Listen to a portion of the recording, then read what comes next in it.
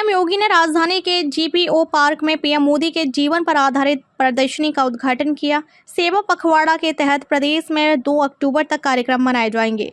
राजधानी लखनऊ में बुधवार को मुख्यमंत्री योगी आदित्यनाथ ने सेवा पखवाड़ा के तहत आयोजित कार्यक्रमों में हिस्सा लिया। उन्होंने सुबह 11 बजे जीपीओ पार्क में पीएम मोदी के जीवन पर आधारित प्रदर्शनी का उद्घाटन किया। इस अवसर पर उप मुख्यमंत्री केशव प्रसाद मौर्य व ब्रजेश पाठक, प्रदेश महामंत्री यानी संगठन धर्मपाल सिंह व कैबिनेट मंत्री सुरेश खन्ना मौजूद रहे। बताते चले कि प्रधानमंत्री नरेंद्र मोदी के जन्मदिन पर 17 सितंबर से 2 अक्टूबर तक भारतीय जनता पार्टी विभिन्न सेवा कार्यों के माध्यम से सेवा पखवाड़ा मनाएगी। इसकी शुरुआत बुधवार से हो गई। प्रधानमंत्री जी का 75वां जन्मदिन है, लेकिन भगवान की कृपा से, देशवासियों के आशीर्वाद से वह 50 साल से ऊपर के नहीं लगते। इसलिए आने वाले और 25 साल तक वह देश का नेतृत्व करें, प्रधानमंत्री के रूप में नेतृत्व करें। विकसित भारत, आत्मनिर्भर भारत और विश्व का नेतृत्व करने वाला भारत माननीय मोदी जी के नेतृत्व बने, यही भगवान से प्रार्थना, यही कामना। धन्यवाद। बेहतरीन उदाहरण प्रस्तुत करते हुए दुनिया के लिए एक मॉडल बना हुआ था। हमें याद है इंसेफ्लाइटिस की बीमारी से इस उत्तर प्रदेश में हर वर्ष हजारों बच्चों की मौत असमय हो जाती थी। 40 वर्ष में 50,000 से ज्यादा बच्चे इस बीमारी से कालकलवित हुए। यद्यपि दुनिया ने इसका वैक्सीन विकसित कर दिया था 1905 में, लेकिन उस वैक्सीन को भारत पहुंचने में 100 साल का समय लगा। लेकिन कोविड कालखंड के अंदर जो सरकारें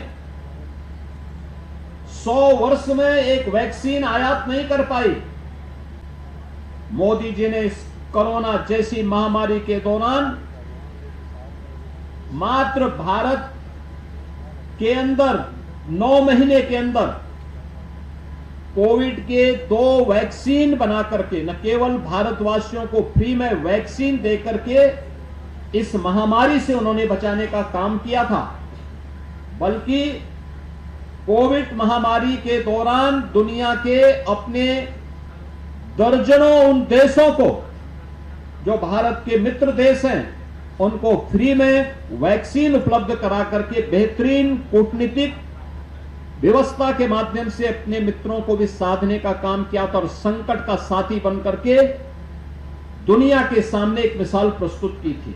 कार्यक्रमों के साथ देशवासियों को पुनः एक बार जुड़ने का अवसर प्राप्त होगा। यह हम सबका सौभाग्य है कि सेवा पखवाड़ा का शुभारंभ देश के आदरणीय प्रधानमंत्री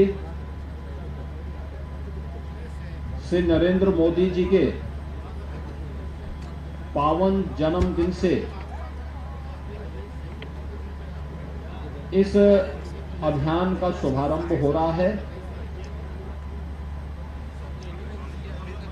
प्रधानमंत्री मोदी जी भारत के यशस्वी प्रधानमंत्री हैं ही, दुनिया के सबसे दूरदर्शी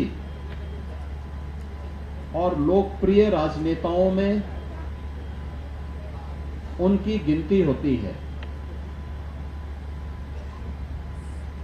आज पूरी दुनिया प्रधानमंत्री मोदी जी के नेतृत्व में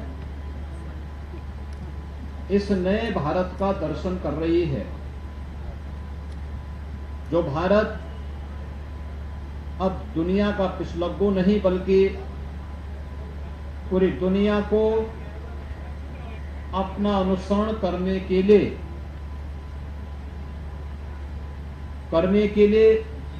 आज प्रेरित कर रहा है। पिछले 11 वर्षों में प्रधानमंत्री मोदी जी के नेतृत्व में इस नए भारत में जीवन के प्रत्येक क्षेत्र में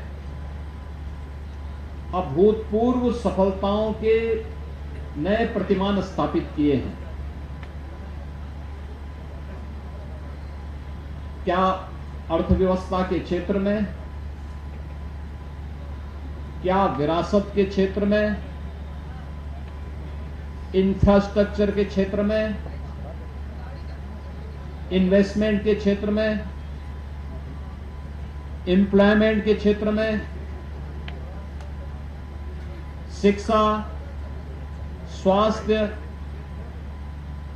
कृषि विकास, जल संसाधन और अगर सामान्य रूप से ही कहें तो गांव, गरीब, किसान, नौजवान, महिलाएं, दलित, वंचित, इन सब को प्राथमिकता देते हुए एक मंत्र ने प्रत्येक नागरिक के जीवन में व्यापक परिवर्तन करने का काम किया है। तो प्रधानमंत्री मोदी जी के इस यशस्वी नेतृत्व और मार्गदर्शन में गौरव की अनुभूति करता है। भारतवासी तो उनका यशस्वी मार्गदर्शन प्राप्त कर ही रहे हैं। भारत के बाहर रहने वाले भारतवंशी परिवार भी बड़े गौरव के साथ इस नए बदलते हुए भारत का दर्शन करके आह्लादित होते हैं, प्रसन्नता की अनुभूति करते हैं, भारत की इस विकास की यात्रा में सहभागी बनने का काम करते हैं।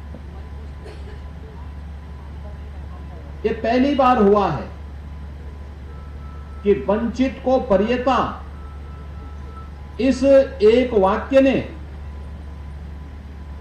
11 वर्ष में 25 करोड़ लोगों को गरीबी रेखा से उभारने में मदद की है।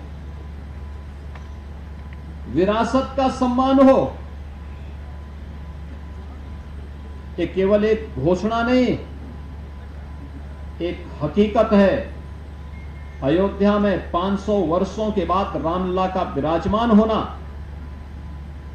काशी विश्वनाथ मंदिर का काशी विश्वनाथ धाम के रूप में वैश्विक जगत को अपनी ओर आकर्षित करना,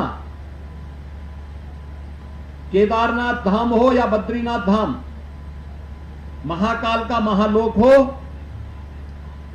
या फिर देश के अंदर विरासत से जुड़े हुए उन सभी स्थलों के पुनरुद्धार के और सुंदरीकरण के अभियान, बाबा साहब भीमराव अंबेडकर, संत रविदास जी, महर्षि वाल्मीकि और भारत की परंपरा में सामाजिक उद्धार के लिए, सामाजिक न्याय के लिए अपना पूरा जीवन समर्पित करने वाले उन महापुरुषों के बारे में भी जो विभिन्न प्रकार के रचनात्मक कार्यक्रम हुए हैं, या भूतपूर्व रहे हैं, अभिनंदनीय रहे हैं। विपरीत परिस्थितियों में कैसे कार्य किया जाना चाहिए, यह हम लोगों ने कोविड कालखंड के अंदर भी महसूस किया।